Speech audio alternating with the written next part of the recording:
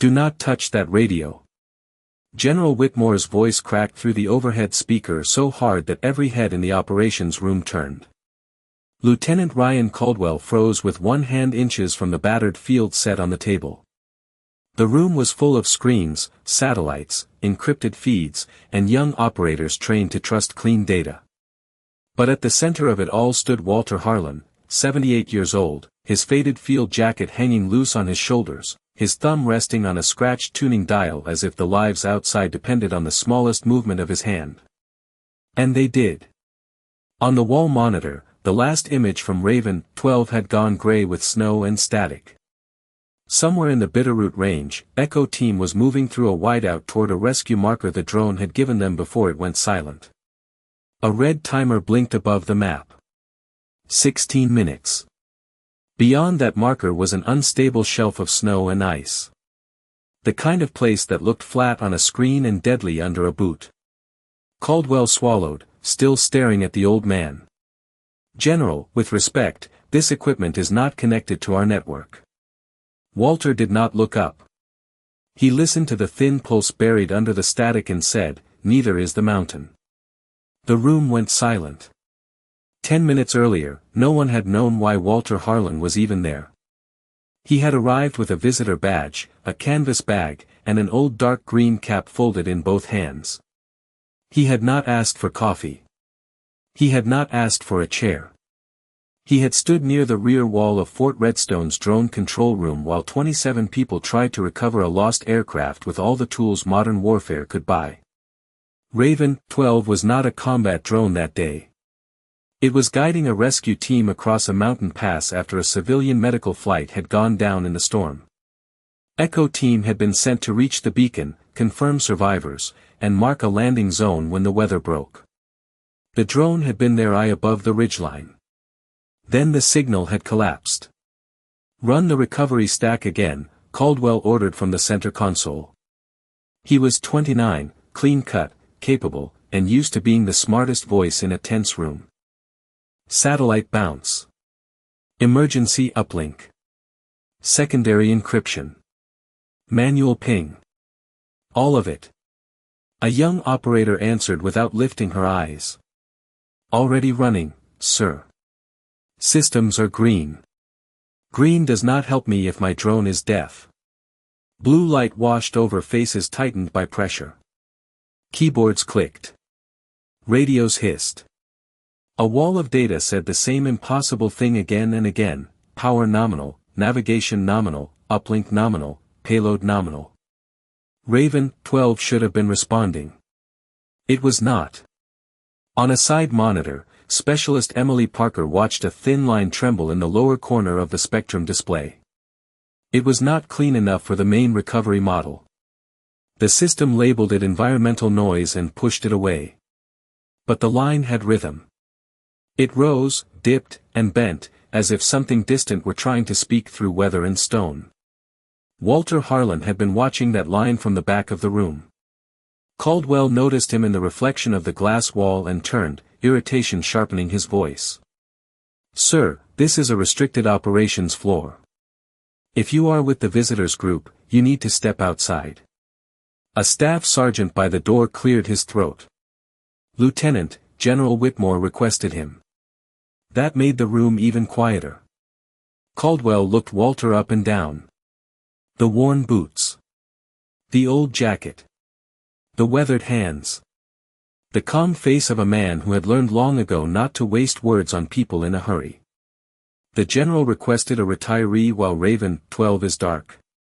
Caldwell asked. Walter's eyes stayed on the side monitor. "It is not dark." Caldwell blinked. "Excuse me." Walter nodded toward the trembling trace. "You are listening too clean." A few operators glanced at one another. Mason Reed, one of the younger technicians, leaned back in his chair with a half-smile already forming. Caldwell gave a short, humorless laugh. "Mr. Harlan, with respect, this is a military-grade unmanned aerial system, not a ham radio in somebody's garage." Walter finally looked at him. His eyes were pale, steady, and tired in a way that did not ask for sympathy. That is not silence, he said. That is an echo. The words landed strangely in the room. They did not fit with encryption keys and satellite relays. They sounded like something carried in from a wet hillside at night, from a place where men had to make decisions without waiting for perfect information. Caldwell turned back to the console as if dismissing the old man would make the problem smaller. Primary uplink. No response. Secondary. No handshake. Satellite relay. Available, but Raven 12 is not answering. Patch me to Echo Team. The communications operator adjusted her headset. Voice relay is weak, sir. Terrain interference. Do it anyway. Static filled the overhead speakers. A voice struggled through it, stretched thin by wind. Redstone, visibility poor, continuing to marker. Then the signal broke apart. Caldwell looked at the map.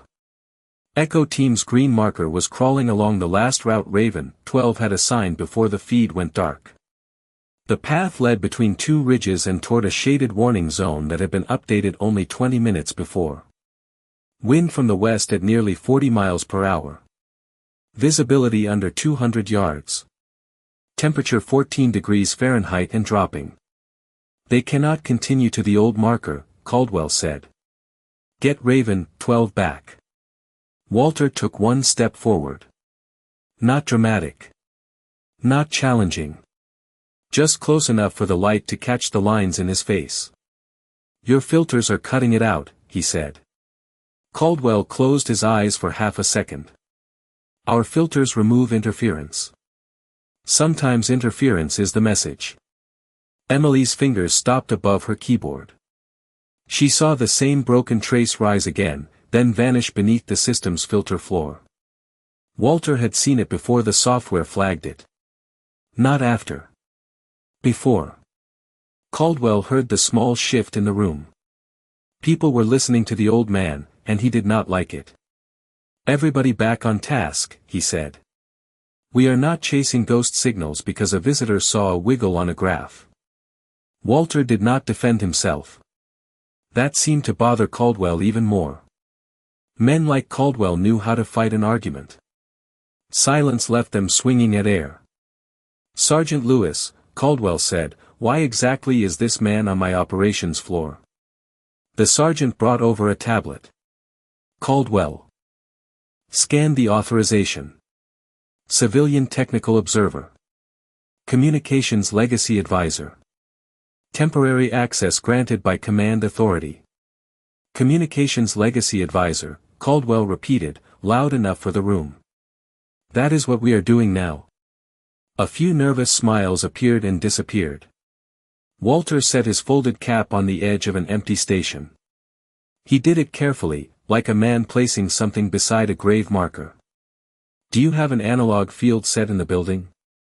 Caldwell stared at him. A what? Field radio. Manual tuning. No digital filter. Mason Reed could not help himself. Does it come with a horse? A few people laughed. Caldwell did not stop them. Walter heard it and gave no sign that it touched him. Caldwell folded his arms. You want a museum radio? I want something that will hear what your system has been trained to throw away. The laughter thinned. Caldwell leaned closer, his voice controlled but sharp. Mr. Harlan, this is not 1968. We are not calling a drone with a backpack radio from a campfire. Walter looked back at the flickering trace. No campfire. Just a signal trying to come home. Emily quietly opened a second diagnostic window and began recording the noise everyone else had dismissed. Sergeant Lewis returned from training storage with a hard plastic case the color of faded sand. He set it on the table with a dull thud. Dust rose from the latches. Inside lay an old field radio with chipped paint, a scratched frequency dial, a hand microphone, a coiled cord, and heavy headphones with worn black padding. It looked ridiculous under the clean blue lights. It also looked, to Walter, like a hand reaching out from another lifetime. Caldwell smiled without kindness. There we are. State of the art, straight from the Cold War gift shop. Mason leaned sideways. Careful. It might need a saddle. This time fewer people laughed. Walter stepped toward the table. His right hand hovered over the radio before touching it. His fingers found the dial, and his thumb settled into a groove polished by other hands from other years. For the first time that morning, Emily saw his face change. Not soften. Not break. Change. As if the floor beneath him had remembered his weight. Caldwell said, "Before this history lesson begins, understand something. That radio is not connected to Raven 12. Walter placed the headphones around his neck. I am not trying to connect to Raven 12. Then what are you trying to do? Walter looked toward the dark windows where the flag rope ticked against the pole in the wind. I am trying to hear the mountain. A burst of static cracked from the old speaker. For a second, Walter was no longer in the control room. He was 22 years old, kneeling in wet grass under a black ridge, rain sliding down the back of his neck. A field radio was pressed against his shoulder. The map in his jacket had become useless. The compass in Lieutenant Arthur Whitmore's hand spun lazily, as if the mountain itself had decided to lie. There were 12 men behind them, cold, lost, and too quiet. Their main relay had failed. Fog had swallowed the valley. Aircraft could not get low enough to find them. Headquarters could not draw a safe route through terrain it could not hear. Young Whitmore had looked at Walter with rain dripping from his helmet. Harlan, tell me you still have something. Walter remembered the weight of that question. Not fear. Responsibility. The kind that settles on a young man's shoulders when other men are waiting for him to turn noise into direction. He turned the dial by a hair. Then another. He listened past loud static, past false carriers, past the echoes thrown back by wet stone and low clouds. Most men heard nothing and named it silence. Walter had learned that nothing had texture. It had rhythm. It had edges. A buried signal did not vanish. It limped. It leaned. It came back bent. There, Walter had whispered. Whitmore crouched beside him. You found command? Walter shook his head. No. I found us. He used the mountain like a wall. He bounced their weak transmission off the ridge face and caught the return from a direction no one had checked. Inch by inch, tone by tone, he built a route out of fragments. A dry creek bed. A split pine. A saddle where the wind changed pitch. A gravel road below the pass. When the last man stepped out of the fog, Whitmore looked at him as if he had watched someone pull a road out of darkness. One of the men called it Ghost Wire. The name followed Walter for a while, then disappeared into old files, old reunions, old stories told only when someone asked the right question. Walter never brought it up. He had never known how to talk about the night without seeing the faces of the men who had been waiting behind him. The memory loosened. Rain became recycled air. Mud became polished tile. The black ridge became a wall of monitors. Walter blinked once and returned to Fort Redstone. The static in his headset widened, then narrowed. His thumb moved the dial by a fraction. The old radio popped, hissed, and then gave up a faint pulse almost too small to believe. Walter raised one finger. The room obeyed before Caldwell could stop it. For the first time since Raven 12 vanished, every person in the control room listened. There, Walter said. Emily saw the pulse appear on her analog capture window. It was ugly, unstable, and full of noise, but it was there. Caldwell looked at the mission clock. 13 minutes. Echo team was still moving. Walter tilted his head. It is not west of them anymore. Caldwell frowned. Last telemetry placed Raven 12 west of Echo team. The signal is west, Walter said. The aircraft is not. Emily looked up fast. Caldwell stepped closer. That makes no sense. Walter did not argue. He pointed toward the terrain display without touching the screen. Hard rock faced north of the pass. Wind cuts through the saddle, drops cold, and bends the return. Your system hears the reflection and thinks it is the source. Emily pulled up the elevation layer. The ridge Walter indicated rose like a stone blade above the pass. On the mission overlay, snow distortion and stale mapping refresh had softened it into background. On the elevation model, it was a wall. She ran a manual comparison between the analog bearing and the recorded noise from the last 2 minutes. The lines crossed north-northeast of Echo Team. Not where the system expected. Where the system had refused to look. Lieutenant, Emily said carefully, there is a secondary return north-northeast of the team. Caldwell turned. From our system? From the analog capture. That is not validated data. Walter lowered one side of the headset. Neither is a clean mistake. The sentence hit harder than a shout. Caldwell's jaw tightened. Mr. Harlan, step away from the equipment. Emily's eyes widened. Walter did not move. He listened again, and the pulse steadied beneath the static. Raven, 12 is turning in circles, he said. She is not dead. She is confused. The autopilot is trying to regain uplink from a reflection. Mason looked at his console. That would explain the power draw fluctuation. Caldwell cut him off. Do not build a theory around static. Walter spoke to the signal, not to Caldwell. The drone is hearing redstone from the wrong wall. You keep calling straight into the valley. She is looking at the ridge. Emily checked the recovery model and felt her stomach tighten. The artificial intelligence filter had been discarding the exact band Walter was following. It labeled the pulse as environmental noise and buried it under clean assumptions. The system had not failed because it was weak. It had failed because it was too certain. Caldwell reached toward the old field radio. Enough. We are done with this. Walter's hand stayed on the dial.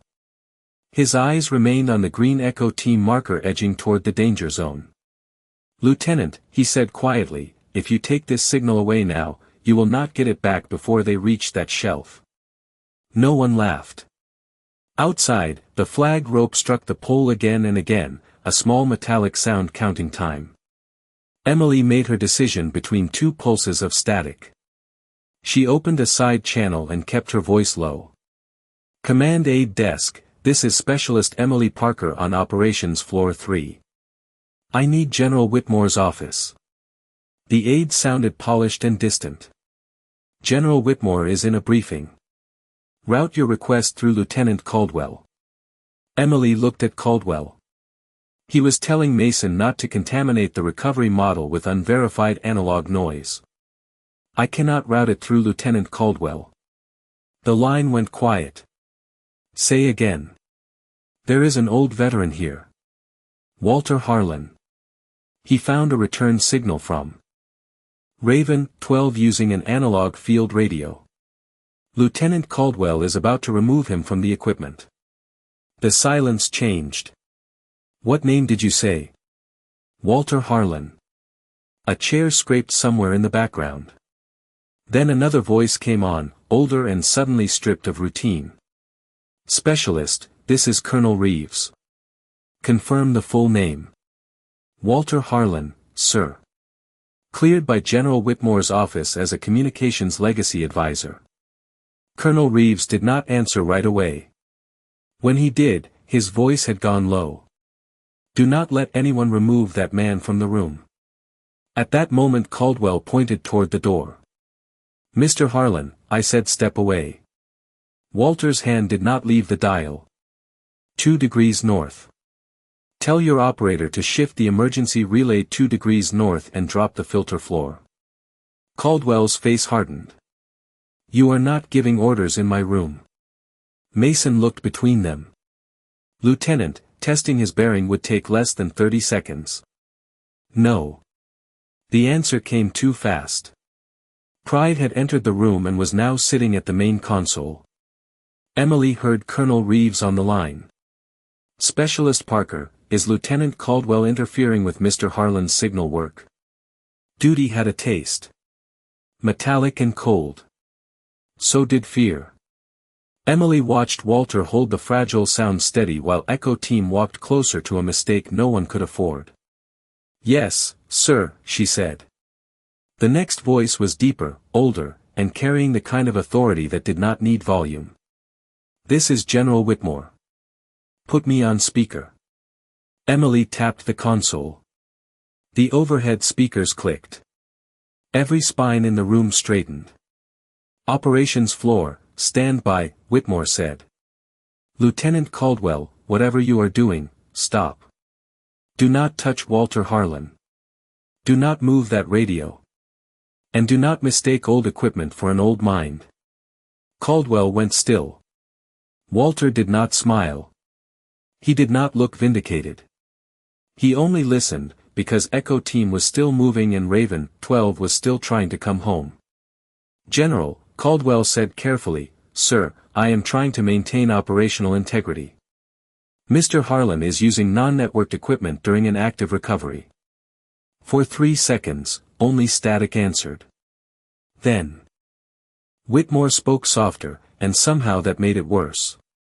Lieutenant, Walter Harlan maintained operational integrity before you were born, with a dead battery, a broken antenna, and a mountain between him and daylight. Caldwell said nothing. Emily leaned toward her microphone. Sir, the analog bearing is holding north-northeast. It crosses the ridge face above Echo Team. Then use it, Whitmore said.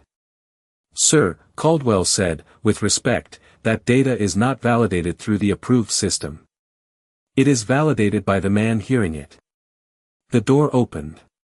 Brigadier General Arthur Whitmore entered with Colonel Reeves behind him. Whitmore was tall, gray-haired, and slightly stooped at the shoulders, with a face that looked as if wind had shaped it more than office light. His uniform was immaculate, but his eyes went first to Walter Harlan. The room came to attention in a ripple of boots and chairs. At ease, Whitmore said.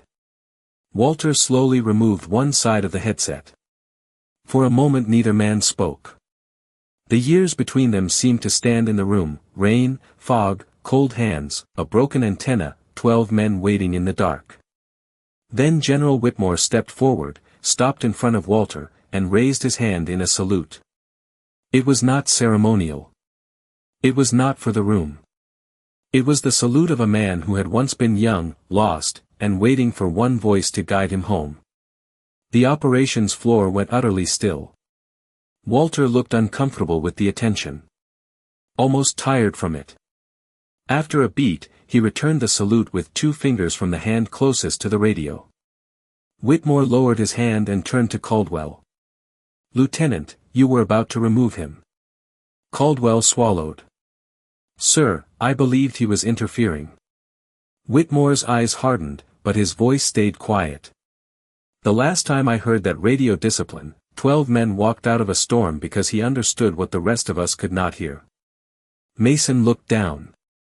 Sergeant Lewis stared at the old field set with new respect. Emily sat very still, her eyes wet but focused. Walter put the headset back over one ear. General, we can talk later.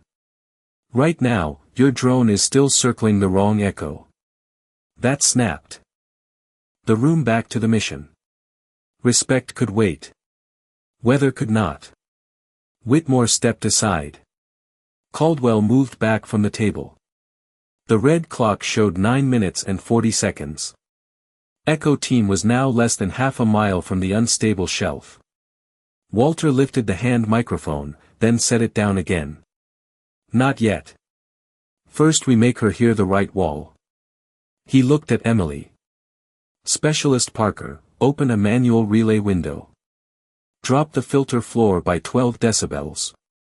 Do not let the system clean the signal. Yes, sir. Caldwell heard the word and lowered his eyes. Mason, Emily said, mirror my bearing to emergency relay control. Mason nodded, no longer joking. Mirroring now. Walter turned the dial a breath at a time. Static rose, thick and ugly. Then it thinned into a faint carrier. 2 degrees north, Walter said. Hold it. Lower the gain. You are drowning her out. Emily made the adjustment. A thin line appeared on the screen. Then another. The telemetry box flashed amber. Mason leaned forward. We have a handshake attempt. No one cheered. They were too afraid to scare it away. Walter pressed his thumb gently against the dial. His lips moved once, barely above a whisper. Come on, girl. Find the real road. The amber box turned green. Raven, 12 responded. The main screen flashed once, twice, then filled with a broken image of white ground, dark rock, and blowing snow. A collective breath left the room. Emily's voice shook, but stayed professional. Visual restored. Partial control restored. Aircraft is circling north of Echo Team, altitude 4,200 feet. Whitmore placed one hand on the back of a chair. Walter leaned toward the microphone.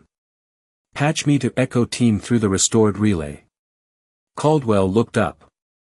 For 1 second, the old reflex of command returned to his face. Then he stepped back. Patch him through, Caldwell said. Emily opened the channel. Static cracked overhead. A distant voice answered, strained by wind. Redstone, Echo Team reads broken but readable. Walter spoke with the calm of a man standing beside them in the snow. Echo Team, halt movement. Repeat, halt movement. Turn east by your compass. Follow the dark ridge for 300 yards. Hold below the tree line until Raven, 12 marks your route. A pause. Copy. Halting now. Turning east. On the drone feed, small figures stopped against the white slope. Seconds later, the shelf ahead of their old path shifted, cracked in a clean pale line, and slid down into the storm below. No one spoke. The danger passed almost silently on the screen. No explosion. No drama. Just a route that had been safe 5 minutes ago becoming a place no one should have been. Echo Team moved east, slow and steady, away from the break. Raven, 12 stabilized above them. The camera cleared. The relay locked onto the bearing Walter had found inside the static. Emily sat back with one hand over her mouth. Mason stared at the old radio as if it had become something sacred. Caldwell stood alone beside the console, stripped of sarcasm, his confidence reshaped by silence. A voice came over the speaker again. Redstone, Echo Team confirms safe position below tree line. Raven, 12 has us. Tell whoever corrected that route, we owe him. Walter looked down at the radio. Whitmore answered before anyone else could. He heard you before the rest of us did. The room stayed quiet for a long moment. Then Caldwell walked to Walter and stopped in front of him. His face no longer carried embarrassment. It carried the heavier thing that comes after embarrassment, when a man understands he has mistaken age for irrelevance. Mr. Harlan, Caldwell said, each word careful, I was wrong. Walter removed the headset and set it gently beside the radio. The mountain was wrong for everyone today, Lieutenant. You just trusted the clean answer too long. Caldwell nodded once. I also disrespected you. Walter looked at him then. Caldwell straightened. That was mine. Not the system's. Not the pressure. Mine. No one moved. Walter picked up his faded cap from the workstation and turned it in his hands. For the first time, Emily saw the small stitched patch on the inside band. It was faded almost white, but the words were still there. Ghost wire. Whitmore saw it too. He looked at Colonel Reeves. Make sure that radio is catalogued properly. Not in training storage. In the command history case. With his name. Walter's face tightened. General, that is not necessary. Whitmore stepped closer. It was necessary 46 years ago. It was necessary today. It should have been done a long time ago. Walter looked toward the window, where the flag still snapped in the winter wind. His jaw worked once, but no words came. Emily stood from her station. Not abruptly. Not theatrically. She simply stood because sitting no longer felt right. Mason stood next. Then Sergeant Lewis. Then one chair after another moved across the operations floor until the room was on its feet. Walter looked at them and seemed, for one painful second, like a man trying to disappear from his own honor. Whitmore raised his hand again. This time, everyone in the room saluted. Walter held his cap in one hand and the old radio headset in the other. His shoulders lifted slightly with a breath he could not quite hide. Then he returned the salute, slow and steady. On the wall monitor, Raven 12 circled above Echo Team. On the table, the old field radio sat under the blue light, no longer a joke, no longer an antique, no longer something the future had outgrown. Caldwell looked at it and said quietly, "Ghost wire." Walter lowered his hand. That was just what they called it. Whitmore shook his head. No. That was what you earned.